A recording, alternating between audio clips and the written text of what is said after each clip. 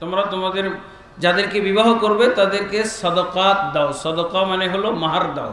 রাসূলুল্লাহ সাল্লাল্লাহু আলাইহি ওয়াসাল্লাম বলছেন, সহিহ মুসলিম শরীফের হাদিস, ইন্না হাক্কাশ শুরুতি আন তুফু বিহি মাস্তাহলালতুম বিহিল ফুরুজ।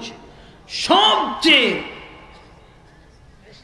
অধিকারযুক্ত শর্ত যা পূরণ করা অনিবার্য সেটা হলো কি, যার মাধ্যমে মহিলাদের লজ্জাস্থান তোমরা হালাল করেছো, এর বিনিময় অবশ্যই পরিশোধ করবে। সেটা নগদ দেওয়াটা ভালো, বাকি রাখলে সেটাও অবশ্যই আপনার নিয়তে থাকতে হবে, দিয়ে দিতে হবে।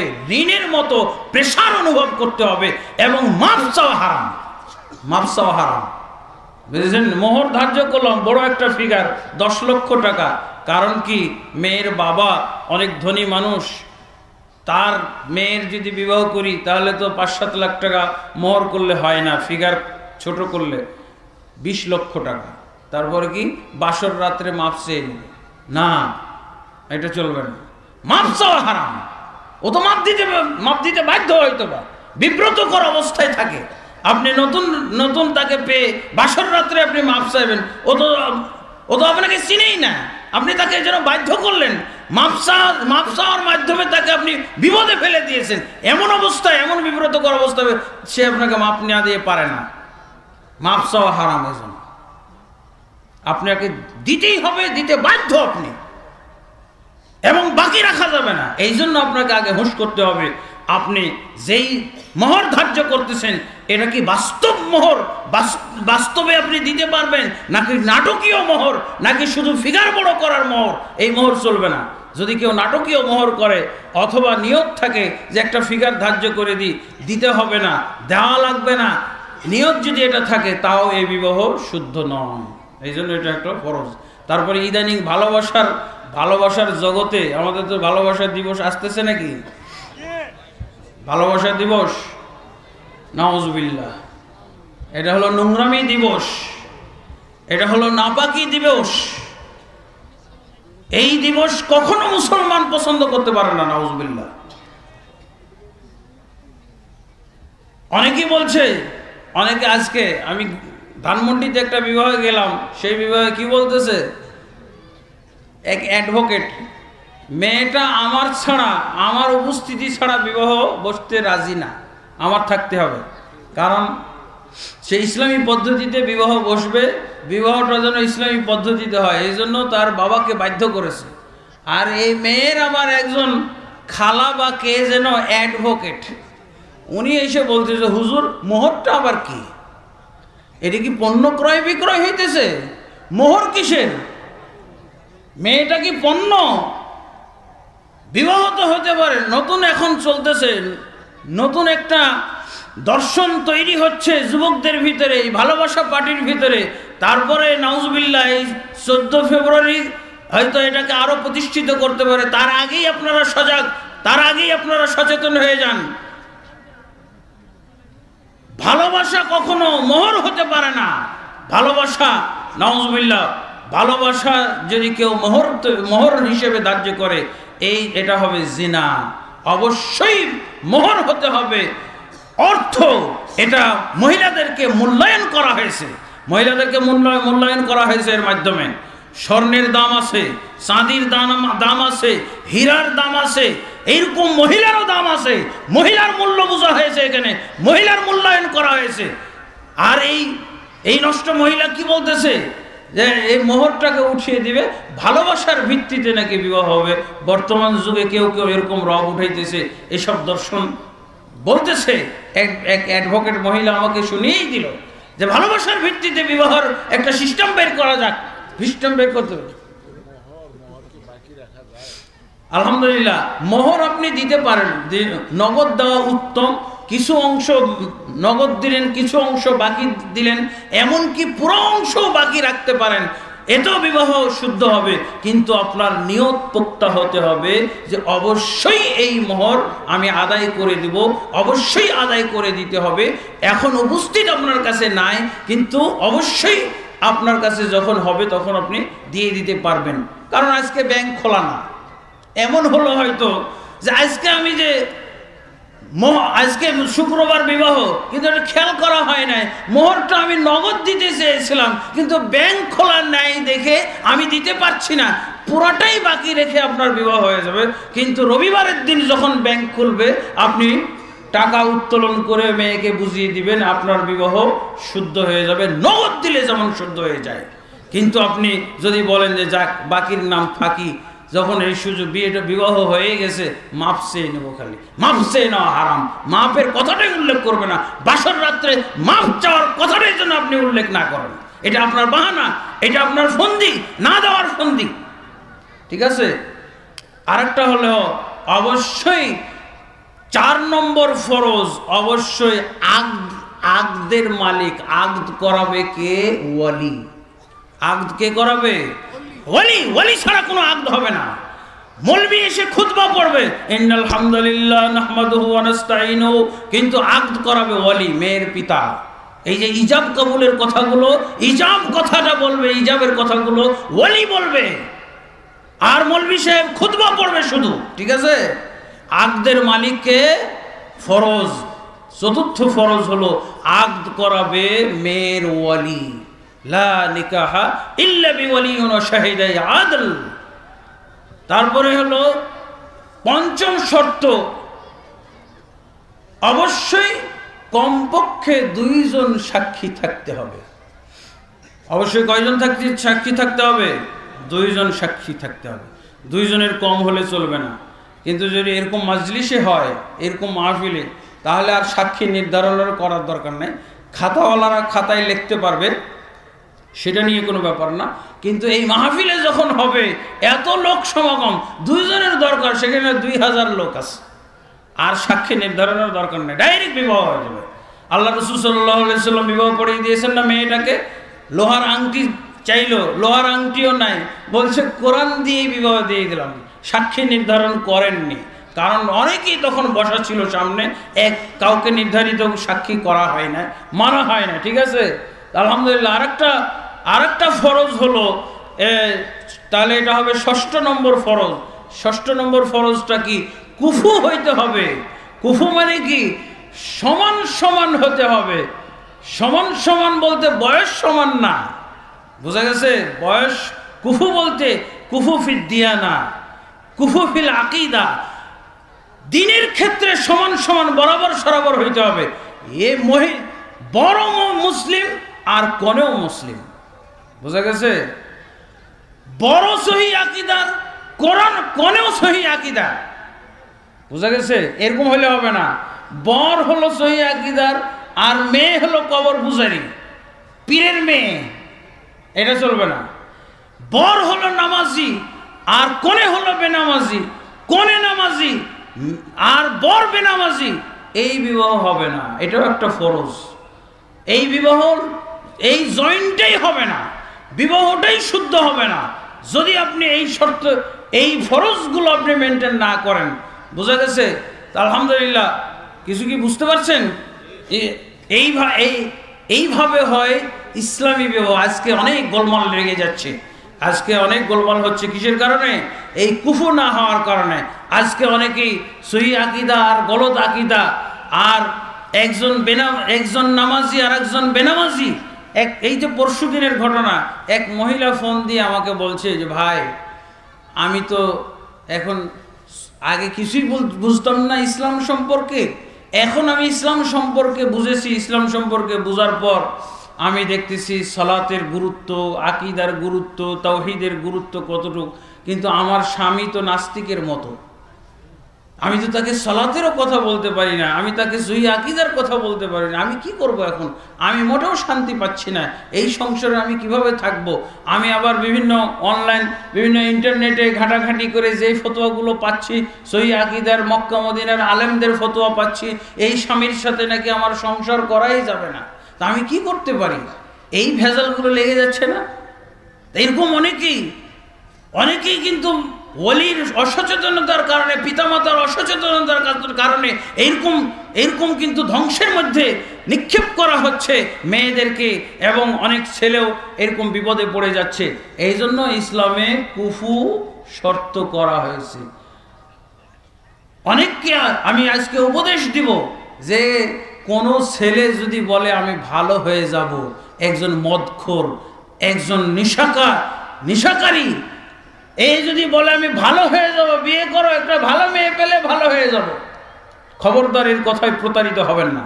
আগে তার ভালো হওয়া দেখতে হবে 2 বছর। খবরদারের কথায় প্রতারিত হবেন না।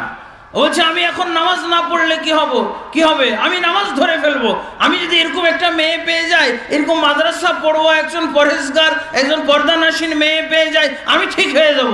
খবরদার প্রতারিত হবেন না, তার কাছে বিয়ে দিবেন না। এই প্রতারক।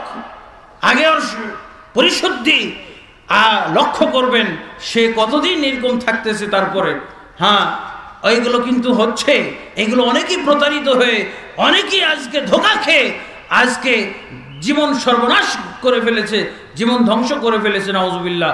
আল্লাহ তাবারক ওয়া তাআলা আমাদেরকে জ্ঞান দান করুন, আল্লাহুম্মা আমিন। তাহলে এবার এতক্ষণ যাবত আমি যে আলোচনা করলাম সেটা একটা আনকমন আলোচনা। এরপরে আসছে আল্লাহ তাবারক ওয়া তাআলা বলছেন এইভাবে আমাদের ইসলামী পদ্ধতিতে বিবাহ করে সংসার আগে গড়তে হবে, তারপর আমরা একজন আর একজন থেকে অধিকার কি আছে, এগুলো ইসলাম কি অধিকার দিয়েছে, এই অধিকারগুলো আমরা বুঝিয়ে পাবো ইনশাআল্লাহ। আলহামদুলিল্লাহ, এই অধিকার সম্পর্কে, স্বামী স্ত্রীর অধিকার সম্পর্কে অনেক আলোচনা করা হয়। এই জন্য আমি সেই দিকে আগে না যে সংসার ভিত্তি কিভাবে হইতে হবে, সংসার কিভাবে গড়তে হবে সাংসারিক জীবনে, তারপরে না আমি আমার হকগুলো কি বুঝে পাবো। তা আলহামদুলিল্লাহ, যেই জিনিসগুলো সাধারণত আলোচনা করা হয় না, এগুলো আমি বেশি গুরুত্ব দেওয়ার চেষ্টা করেছি। আর স্বামী স্ত্রীর অধিকারের উপরে অনেকেই আলোচনা করেন, অনেক আলোচনা হয়ে থাকে। তা আলহামদুলিল্লাহ, আজকেও আমি কিছু আপনাদের সামনে এই সংক্ষিপ্ত সময়ের মধ্যে করার চেষ্টা করব ইনশাআল্লাহ। সময় শেষ? আচ্ছা, ঠিক আছে। তা আলহামদুলিল্লাহ, স্বামীর উপরে যেমন অধিকার আছে, তারপরে স্বামীরও স্ত্রীর উপরে অধিকার আছে, একজনের উপরে আরেকজনের অধিকার আল্লাহ তাবারক প্রতিষ্ঠিত করেছেন। এই ব্যাপারে অনেক কোরআন এবং হাদিস থেকে আলোচনা এসেছে। অবশ্য এই বিষয়ে আলোচনা অনেক সময় নেবে, তারপরও আমি সংক্ষেপে শুধু এগুলো বলছি যে অধিকার আছে কিছু সম্পদগত অধিকার। নারীর অধিকার পুরুষের উপরে সম্পদগত আছে, এবং কিছু আচরণগত অধিকার আছে। সম্পদগত অধিকার যেমন ধরেন, তার যে মোহর ধার্য করা হয়েছিল তাকে অবশ্যই আদায় করে দিতে হবে। এবং আল্লাহ রাসূল সাল্লাল্লাহু আলাইহি ওয়াসাল্লাম বলছেন যে সে যে মানের খাওয়া খাবে তাকে সেই মানের খাওয়া দিতে হবে, সে যে মানের কাপড় পরবে সেই মানের তাকে কাপড় পরাতে হবে, সে যেই মানের বাসায় থাকবে, যেই ধরনের এই বাসস্থান হবে তাকে সেই মানের বাসস্থানের ভিতরে রাখতে হবে। আর প্রশ্ন করছে যে আগে মোহর দিতে পারে না, এখন সম্পদ দিয়ে দিলে হবে কিনা, একটু আপনার মুখে শুনতে। আলহামদুলিল্লাহ, আগে মোহর দিতে পারে না, কিন্তু দেওয়ার কথা তো সে স্বীকার করে আছে, লিপিবদ্ধ আছে, সেটা অনুযায়ী অবশ্যই মোহর আদায় করে দিতে হবে। আর এটা যদি অনেক আগের হয়ে থাকে তাহলে বর্তমানের সাথে একটা অবশ্যই ব্যালেন্স করে মোহরটা দেওয়ার চেষ্টা করবে, অন্যথায় তাকে ঠকানো হবে। পাকিস্তান আমলের 200 টাকা এখন যদি আপনি 2000 টাকা 2 লাখ টাকাও দেন তাও হবে না, সেটা অবশ্যই একটা ব্যালেন্স করে আপনাকে দিতে হবে অবশ্যই। এরপরে আরেকটা আছে, তাকে আপনার খরচ আদি যা প্রয়োজনীয় খরচপাতি দিতে আপনি বাধ্য, এটা আপনাকে অবশ্যই দিতে হবে। এগুলোর ব্যাপারে কোরআন এবং হাদিসের ভিতরে দলিল ছিল, সেই দলিলগুলো এখন আমি উল্লেখ করতে পারছি না। তারপরে এটা হলো সম্পদগত অধিকার, তাকে খাওয়া দিতে হবে, পড়া দিতে হবে, বাসা দিতে হবে, তার যে ঋণ মোহরানা আদায় করে দিতে হবে। এগুলো অবশ্যই তাকে এই ক্ষেত্রে কোনো ধরনের কার্পণ্যতা করা যাবে না। যদি কেউ কার্পণ্যতা করে তো স্ত্রী স্বামীকে না বলে তার অধিকার আদায় করে নিতে পারে, যদি এরকম সুযোগ থাকে। আল্লাহ রাসূল সাল্লাল্লাহু আলাইহি ওয়াসাল্লাম এরকম পর্যন্ত অধিকার দিয়েছেন, অনুমতি দিয়েছেন।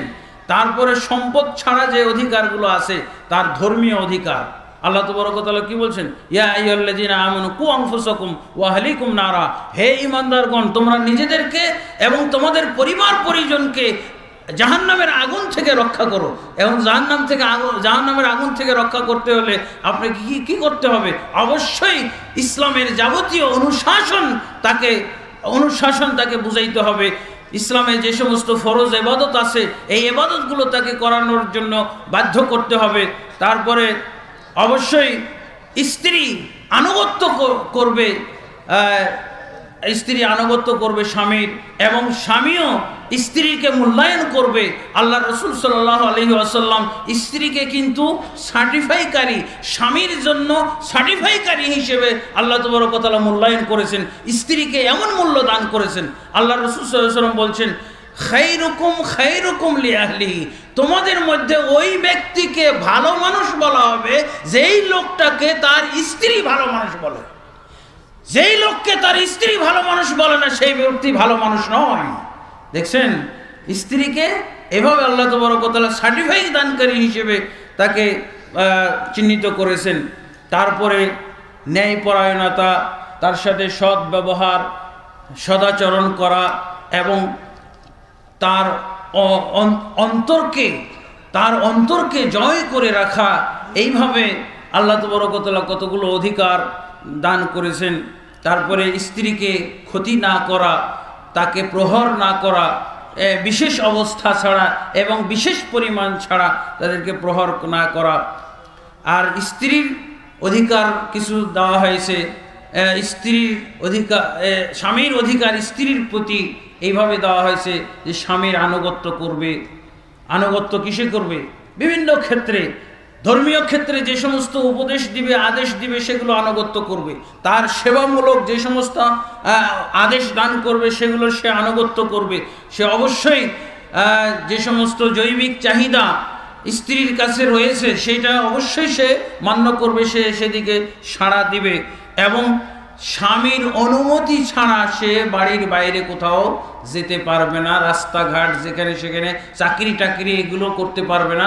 কারণ স্বামীর সব দায়িত্ব রয়েছে স্ত্রীর উপরে, তার যাবতীয় খরচা মেনটেন করার দায়িত্ব হলো স্বামীর উপরে। যদি স্বামীর সেই সামর্থ্য না থাকে তাহলে সেই ক্ষেত্রে স্ত্রীকে তার সামঞ্জস্যপূর্ণ পরিবেশে কাজ করার অধিকার দিতে হবে বা দিতে পারবে। অন্যথায় অবশ্যই স্বামীকে যাবতীয় দায়িত্ব বহন যেমন করেছে বিবাহের দিন, আকদের দিন, এই দায়িত্ব তাকে পালন করে যেতে হবে, ইত্যাদি ইত্যাদি। যাই হোক, আর স্বামীর জন্য স্ত্রীর জন্য স্বামী কিন্তু জান্নাতের বিরাট একটা ওসিলা।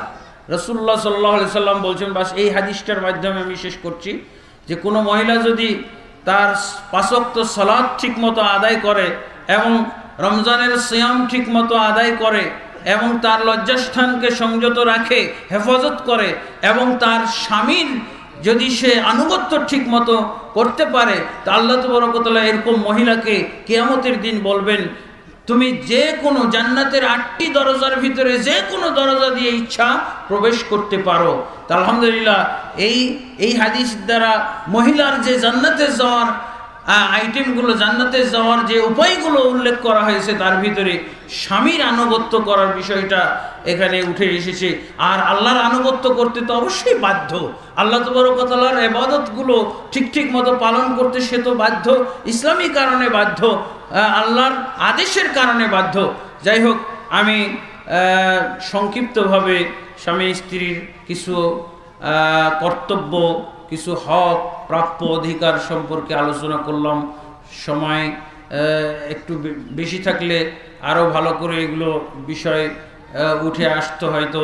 আল্লাহ তাবারক ওয়া তাআলা আমাদেরকে যা আলোচনা শুনলাম এই আলোচনার ভিতরে বরকত দান করুন এবং যা সহি শুদ্ধ কথা, দলিল ভিত্তিক কথা আমরা শুনেছি সেগুলো যেন আমাদের মনে রাখার এবং আমল করার তৌফিক দান করেন, আল্লাহুম্মা আমিন।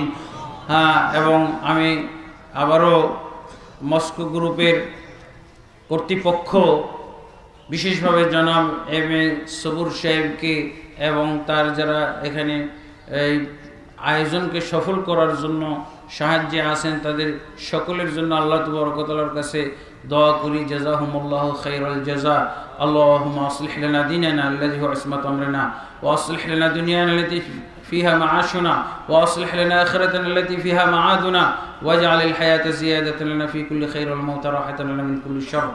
اللهم آمين سبحانك اللهم وبحمدك أشهد أن لا إله إلا أنت أستغفرك وأتوب إليك السلام عليكم ورحمة الله وبركاته। আসসালামু আলাইকুম। নিয়মিত ইসলামিক বক্তব্য পেতে সাবস্ক্রাইব করুন আমাদের ট্রু টক টিভির চ্যানেলে, আর ভিডিওগুলো ফেসবুক বা যে কোনো জায়গায় শেয়ার করে পৌঁছিয়ে দিন ইসলামের শাশ্বত বাণী।